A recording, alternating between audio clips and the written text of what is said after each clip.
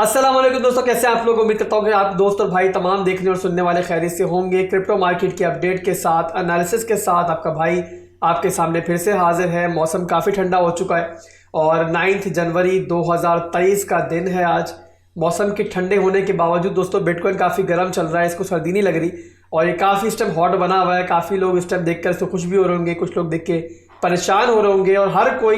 बस एक ही सवाल का जवाब चाह रहा होगा कि अब मार्केट कहाँ पर जाने वाली है। क्या हम लोग यहाँ पर एक रिजेक्शन देख सकते हैं या फिर मार्केट यहाँ से पंप करेगी। आपके इन तमाम सवालों का जवाब दोस्तों आज की वीडियो में देंगे और इंशाल्लाह हम लोग टॉप टू डाउन एनालिसिस करेंगे। वीकली, मंथली, डेली और 4 घंटे के टाइम फ्रेम्स का इस्तेमाल करते हुए आपको इंशाल्लाह मार्केट की डिटेल्ड एनालिसिस मिलेंगे और इसके बाद आप किसी से ये सवाल नहीं करोगे कि इस टाइम क्रिप्टो मार्केट कौन सी रेंज पर चल रही है और कहां पर जाने का इसका इरादा है और यहां पर हमें लॉन्ग करना चाहिए, शॉर्ट करना चाहिए। तमाम के सवालों के जवाब जो है ना वो पहले से आपके पास मौजूद होंगे।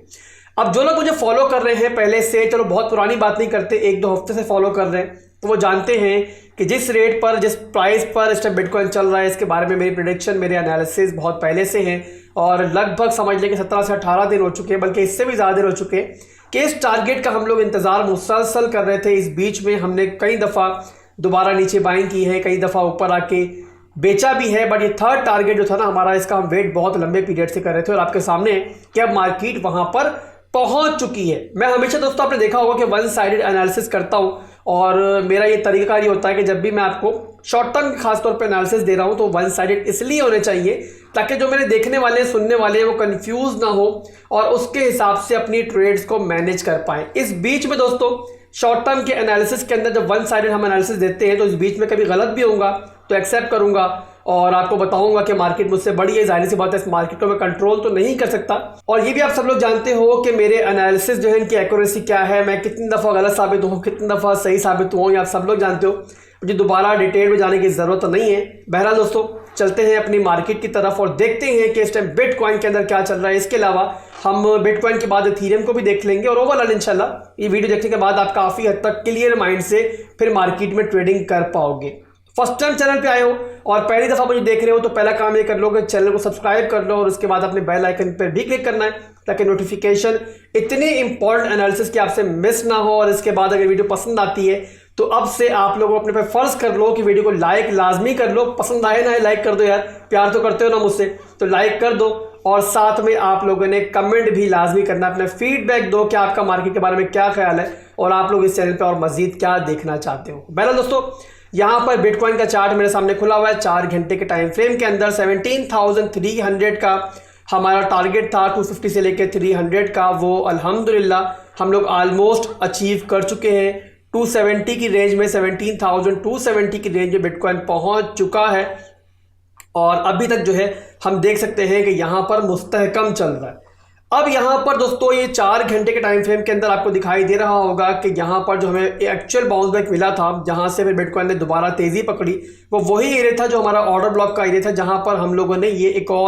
एक शॉर्ट टर्म की ट्रेड मिली थी जो आपको डिस्कॉर्ड पर भी मिली थी, मेरे मॉनिटर ने शेयर की थी वहाँ पर ये ट्रेड। तो अल्हम्दुलिल्लाह जिन लोगों ने ये ट्रेड्स वगैरह ली होंगी वो इस टाइम प्रॉफिट के अंदर होंगे और इस टाइम वो बिल्कुल साइड पर होके मार्केट को देख रहे होंगे कि अब हमें क्या करना है। अब आगे बढ़ते दोस्तों और स्टार्ट करते हैं हम लोग पहले मंथली टाइम फ्रेम से और वहां पर हम लोग पहले अपने नए लेवल्स, पुराने लेवल्स तो ज़रा खत्म हो चुके हैं, अब नए लेवल्स ड्रॉ करेंगे मंथली टाइम फ्रेम पर और उसके हिसाब से हम देखेंगे कि अब हम लोग किस जगह पर खड़े हैं और इसके बाद क्या बिटकॉइन मजीद भी ऊपर जा सकता है या फिर अब यहाँ पर रिजेक्शन के चांसेस हैं। तो मंथली टाइम फ्रेम का चार्ट दोस्तों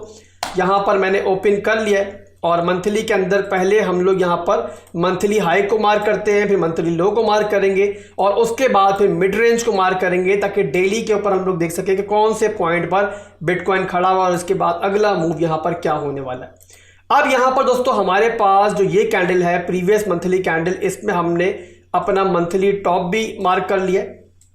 ये हमारा मंथली हाई है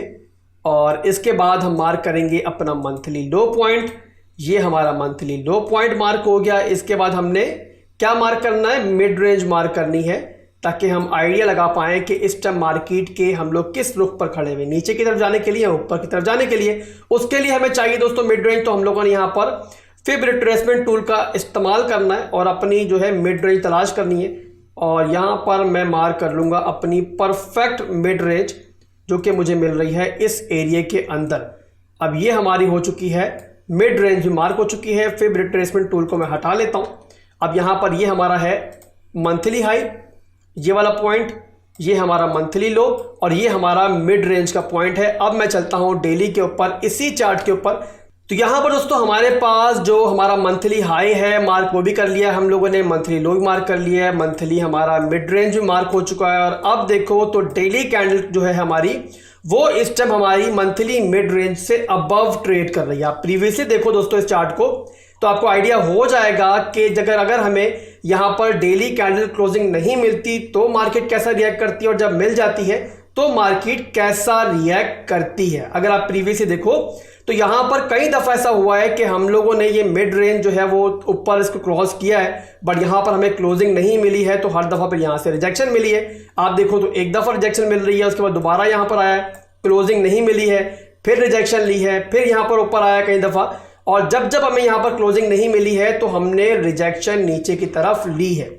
अब यहाँ पर दोस्तों इस बीच में सिर्फ एक दफ़ा हमें इस मंथली चार्ट के ऊपर, इस मंथली हाई मंथली लो के बीच में हमें क्लोजिंग मिली है इस मिड रेंज से अबव, और जब हमें क्लोजिंग मिली तो उसके बाद फिर बिटकॉइन ने जो हमारा मंथली हाई था उसको जाके रीच आउट किया है और वहां पर जाके फिर टैप किया है। आपको ये दिखाई दे रहा होगा। तो एक चीज दोस्तों क्लियर हो चुकी है कि अभी तक हमारी डेली कैंडल क्लोजिंग नहीं हुई है, हम फिलहाल मिड रेंज से अबव ट्रेड कर रहे हैं। बट जब तक ये डेली कैंडल क्लोजिंग नहीं होती हम ये नहीं बता सकते कि अब मार्केट यहां से रिजेक्शन लेके नीचे जाएगी या फिर इससे मजीद ऊपर जाके 18,000 के एरिया को रिटेस्ट कर सकती है। यहां तक क्लियर है। अब आप लोगों ने सुबह की जो कैंडल है डेली कैंडल उसका इंतजार करना है, मैं भी इंतजार कर रहा हूं। इंशाल्लाह शॉर्ट सी वीडियो इस चार्ट के ऊपर आपको सुबह भी मेरे चैनल पर मिल जाएगी। अब इसके बाद दोस्तों डेली टाइम फ्रेम पर हम आगे बढ़ते हैं और यहां पर हम देखेंगे कि यहां पर एक ट्रायंगल पैटर्न भी बन रहा है, यहां पर ट्रायंगल पैटर्न बन रहा है, इसके अलावा एक छोटा सा बेयर फ्लैग भी डेली टाइम फ्रेम के अंदर बन रहा है। पहले हम लोग बेयर फ्लैग को देख लेते हैं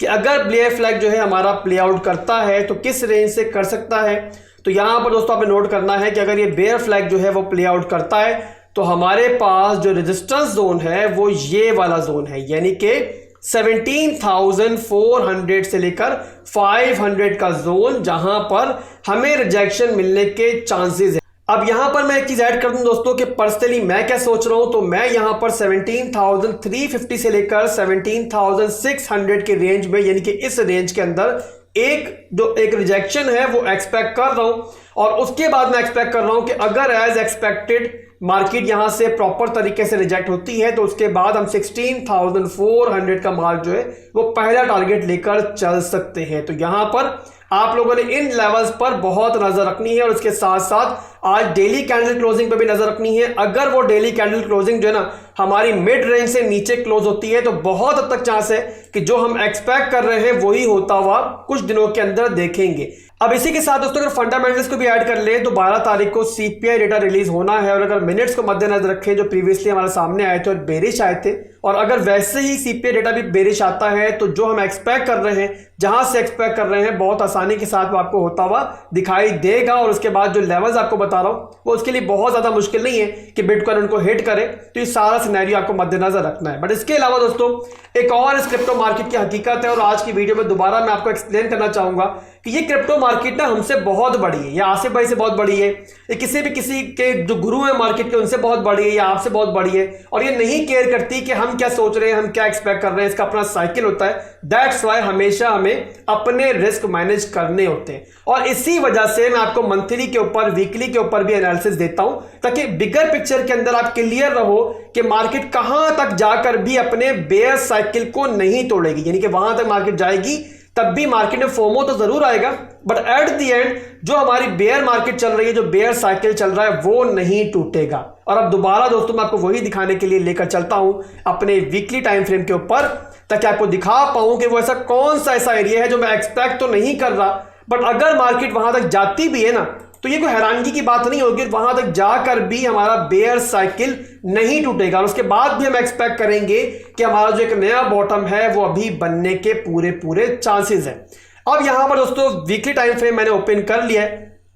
और यहां पर मैं चार्ट को क्लियर कर लेता हूं ताकि जो बात मैं समझाने जा रहा हूँ आपको समझ में भी आए। और यहाँ पर मैं आपको ट्रेंड के बारे में समझाने जा रहा हूँ कि कौन सा ऐसा पॉइंट होगा, प्राइस एरिया होगा कि जहां तक आप लोगों ने फोमो में नहीं आना और वहां पर भी पंप करने के बावजूद आपके जहन में होना चाहिए कि जो हमारा बेयर ट्रेंड है वो अभी तक हमारा वो इंटैक्ट है, यानी कि जो हमारा बेयर ट्रेंड चल रहा है वो बिगर टाइम फ्रेम के अंदर चल रहा है और अभी भी हम एक जो बॉटम है वो एक्सपेक्ट कर रहे हैं। अब यहां पर मैं हरगिज ये नहीं कह रहा दोस्तों कि जो मूव आपको बताने जा रहा हूं ये वाकई में भी आने वाला है, मैं अभी ये मूव एक्सपेक्ट नहीं कर रहा, बट आपको कम से कम पता होना चाहिए कि आने वाले दिनों में कभी भी अगर ये मूव आता है, ये रिलीफ रैली आती है, तो कौन सा ऐसा पॉइंट है कि वहां तक आपको हरगिज फोमो में नहीं आना और वहां पर भी आपके जहन में होना चाहिए कि मार्केट यहां पर भी एक नया बॉटम बनाने की तरफ जा सकती है, बल्कि बहुत चांसेस हैं कि नया बॉटम जो है वो बनना है अभी। बहरहाल दोस्तों यहां पर हम ज्यादा पीछे नहीं जाएंगे और जो मौजूदा हमारा पिछला बॉटम बना था 17,600 का एरिया, वहीं से मैं एनालिसिस करूंगा तो आपको मेरी बात समझ में आ जाएगी। तो यहां पर आप देखो दोस्तों, तो जब ये मूव आया था 17,600 का मूव, उसके बाद मार्केट ने बहुत अच्छा पंप किया था, लगभग ये 7,000 तक का 7,500 का पंप था और बिटकॉइन हमें वहां पर 25,000 की रेंज में भी दिखाई दिया था। आपको याद होगा कि वहां पर कितना फोमो मार्केट में फैला हुआ था, जो लोग फॉलो कर रहे हैं मुझे उनको तो खास तौर पे याद होगा कि मैं तब भी आपको यही बता रहा था हमेशा की तरह कि जो बेयर ट्रेंड है हमारा इंटैक्ट है और इवन मार्केट मजीद भी पंप कर जाए यहां से और यहां से 29,000 की रेंज में भी पहुंच जाए, तब भी आप लोगों ने फोमो में नहीं आना, जो हमारा बेयर ट्रेंड है वो इंटैक्ट रहेगा और वहां से भी हम लोग एक नया बॉटम अभी एक्सपेक्ट कर रहे हैं। वहां तक मार्केट नहीं गई, वो हमारा एरिया रिटेस्ट नहीं हुआ, यानी कि हमारा कौन सा एरिया, एमएसबी एरिया, जो हमारा प्रीवियस लोअर हाई का एरिया जो टूटेगा, जाहिर सी बात है ट्रेंड बदल जाएगा, तो वो एरिया हमारा रिटेस्ट नहीं हुआ था, उससे पहले डंप कर गए थे, बट तब भी आपके जहन में मैंने पिक्चर क्लियर कर दी थी कि यहां तक भी आप लोगों ने बहरहाल फोमो में नहीं आना। अब यहां पर देखो दोस्तों, तो यहां पर एक बेयर फ्लैग भी बन रहा था, बहुत लंबा चला था बेयर फ्लैग और एज एक्सपेक्टेड वो ब्रेक डाउन हुआ था और उसके बाद एक नया बॉटम फिर मिला हमें 15,600 के एरिया में। अब यहां पर दोस्तों जो हमारा लोअर लो का एरिया, मौजूदा लोअर लो का एरिया, मौजूदा बॉटम का एरिया, वहां से मार्केट देखो तो पहले के मुकाबले में बहुत ज्यादा पंप नहीं हुई। पहले लगभग हमारा 44% का मूव था, आप देखो तो लगभग ये 40% का मूव तकरीबन था हमारा पंप का। अभी देखो तो अभी तो मार्केट जो है इस बॉटम से तकरीबन यहां पर 18% भी पंप नहीं है और अभी से आप लोगों के हाथ पंप फूलना शुरू हो गए, आप लोग फोमो में आना शुरू हो गए। तो यहां से अगर मार्केट और भी ऊपर जाती है ना, इस एरिया तक भी जाती है, ये एरिया बात कर रहा हूं, कितना मूव है ये, बॉटम में 35% तक का मूव है। और ये कौन सा प्राइस एरिया है हमारा, मैं मार्क भी कर दूं, हमारा बेरिश ऑर्डर ब्लॉक का एरिया भी है और बहुत स्ट्रॉन्ग बेरिश ब्लॉक का एरिया है, मैं आपको ये बता दूं। तो यहां से तक भी मार्केट जाती है अगर, यानी कि 20,000 से लेकर हमारे 20,000 21,000 कर लो, इस एरिया में मार्केट आती है, तो हमारा जो बेयर ट्रेंड है वो इंटैक्ट रहेगा। फिर बता रहा हूं मैं हरगिज एक्सपेक्ट नहीं कर रहा कि वो अभी आने वाला है या आने वाले दिनों में मार्केट 21,000 तक पहुंच जाएगी, मैं एक्सपेक्ट नहीं कर रहा, बट अगर पहुंच भी जाए तो कुछ अनोखा नहीं होगा, यानी कि हमारा जो बेयर साइकिल है वो टूटेगा नहीं। और ऐसा पिछली जो बेयर मार्केट से कई दफा में हुआ भी है कि जो हमारे एमएसबी एरियाज है वीकली के अंदर वो रिटेस्ट भी हुए हैं, इवन उससे ऊपर विक्स भी गई है, बट क्लोजिंग ना होने की वजह से और फिर मार्केट का ट्रेंड कंटिन्यू होने की वजह से एक नया बॉटम पे देखने को मिलता था हमें। और अगर इस बार भी ऐसा होता है कि मार्केट इतना पंप कर जाती है जो फिलहाल मैं एक्सपेक्ट नहीं कर रहा, तब भी हमें हैरान नहीं होना है और उस एरिया को भी कैश आउट करना है, ये जहन में रखते हुए कि बेयर ट्रेंड जो है हमारा अभी भी कंटिन्यू है। बहरहाल जब ये मूव आएगा तब कितना देखेंगे, फिलहाल ऐसा मूव एक्सपेक्टेड नहीं है, मैं नहीं एक्सपेक्ट कर रहा कि मार्केट इतना पंप करेगी। और फिलहाल जो मैं एक्सपेक्ट कर रहा हूं, मैंने बता दिया कि 17,350 से लेकर 17,600 का एरिया है जहां से मैं रिजेक्शन एक्सपेक्ट कर रहा हूं। अगर आप यहां पर विक टू विक भी मिला दो, जो हमारी प्रीवियस हमारी एक विक लगी है इस एरिया में, तो आप देखोगे तो जो हमारा मंथली हाई का मैंने आपको लेवल बताया था ना कि मंथली हाई है हमारा, यानी कि 18,000 का एरिया, वही जाके रिटेस्ट होता हुआ दिखाई दे रहा है। तो बहुत भी पंप कर गई, आज डेली कैंडल क्लोजिंग मिल भी गई मिड रेंज से अबव, तो 18,000 बहुत स्ट्रॉन्ग जोन है तोड़ने के लिए और मैं एक्सपेक्ट नहीं कर रहा कि ये फिलहाल टूटेगा और मैं यही एक्सपेक्ट कर रहा हूं कि रिजेक्शन हमें मिल ही जाएगी। बिटकॉइन के बाद दोस्तों छोटे से एनालिसिस आपको इथेरियम के भी देंगे। इथेरियम के बारे में काफी लोगों ने सवाल किया है, तो स्मॉल टाइम फ्रेम का इस्तेमाल करते हुए स्मॉल से एनालिसिस आपको इसके भी देते हैं। पिछले दिनों मैंने आपको इसके अंदर अपने एनालिसिस दिए थे पिछली वीडियोस के अंदर, और वहां पे इथेरियम का सिनेरियो काफी बेरिश चल रहा था, ये एक बेयर फ्लैग के अंदर ट्रेड कर रहा था, उसी के साथ साथ स्मॉल टाइम फ्रेम के अंदर ये बेरिश ऑर्डर ब्लॉक के भी नजदीक था। बट अगर इथेरियम को देखें और बाकी तमाम ऑल्ट कॉइन्स को देखें, आप इन दिनों देखो तो ओशियन को देख लो, आप लोग इन दिनों वेब3 के काफी सारे कॉइन्स को देख लो और बाकी ऑल्ट कॉइन्स को भी देख लो, तो काफी अच्छा परफॉर्म किया है और सब ने ही लगभग वर्टिकली ऊपर की तरफ सफर किया है। और उसका रीजन दोस्तों ये है कि बिटकॉइन ने बहुत लंबे पीरियड से एक रेंज के अंदर होल्ड किया हुआ था और उस रेंज को फिर अच्छी तरीके से तोड़ भी दिए। और उसके अलावा आप देखो तो बिटकॉइन तो पंप हुआ ही है, बट इसकी जो डोमिनेंस है वो इतनी पंप नहीं है, और इवन हम कह सकते हैं थोड़ा सा डिक्लाइन भी देखने को उसके अंदर मिला है हमें, और दैट्स वाई आपको ऑल्ट कॉइन्स यहाँ पर पंप करते हुए दिखाई दे रहे हैं, और दैट्स वाई इथेरियम ने भी यहाँ पर अच्छा पंप किया है। अगर अभी देखो दोस्तों आप, तो इथेरियम अपने बेरिश ऑर्डर ब्लॉक के अंदर मौजूद है, और ये वही एरिया है कि जहां से इथेरियम ने लास्ट टाइम जब बिटकॉइन पंप करके 18,000 की रेंज में पहुंचा था, इसी एरिया से रिजेक्शन ली थी। मैं अगर आपको दिखाऊं तो इस एरिया से रिजेक्शन लेने के बाद इथेरियम ने 14% तक का डंप लिया था। बट यहां पर इस टाइम इथेरियम की बात करें या बाकी तमाम ऑल्ट कॉइन्स की बात करें, बिटकॉइन मार्केट का किंग है दोस्तों। अपने पास ध्यान में रखनी है कि इथेरियम हो या कोई भी ऑल्ट कॉइन हो, ये उसी को फॉलो करेगा। अगर बिटकॉइन पंप करेगा तो ये पंप करेंगे, अगर पंप नहीं भी करेंगे तो कम से कम अपने जोन्स के अंदर स्टेबल जरूर रहेंगे, और बहुत ज्यादा डंप करते हुए आपको जो बिगर मार्केट कैप कॉइन्स है वो नहीं दिखाई देंगे। यहां पर दोस्तों अगर एक बात आपने और याद रखनी है कि जिस टाइम बिटकॉइन ने रिजेक्शन ली ना, तो बिटकॉइन उतना डंप नहीं करेगा जितने तमाम ऑल्ट कॉइन्स डंप करते हुए दिखाई देंगे। जो वर्टिकली ऊपर जा रहे हैं वो वैसे वर्टिकली नीचे भी आते हुए दिखाई देंगे। तो इसलिए बहुत ज्यादा संभल के आपने चलना है, फोमो में नहीं आना है ऑल्ट कॉइन्स को देखकर कि इतना पंप कर चुके हैं, पता नहीं है नीचे आएंगे या नहीं आएंगे। तो यहां पर बिटवीन द रेंज रहो, और अगर यहां पर कोई सिग्नल वगैरह मैं देता हूं आपको डिस्कॉर्ड के अंदर या कहीं से, आप लोग खुद भी सेटअप वगैरह तलाश करके ट्रेड लेते हो तो रिस्क मैनेजमेंट के साथ लो। ऑल्ट कॉइन्स के अंदर शॉर्ट करो या लॉन्ग करो, अपने रिस्क को मैनेज करते हुए करो। बस ये बात हमें ध्यान रखनी है। तो आज के लिए दोस्तों बस इतना ही था, और उम्मीद करता हूं कि वीडियो पसंद आई होगी। टॉप डाउन एनालिसिस आज के पसंद आए होंगे। वीडियो पसंद आई है तो लाइक और कमेंट करना मत भूलिएगा। भाई के दुआ में याद रखिएगा। अल्लाह हाफिज।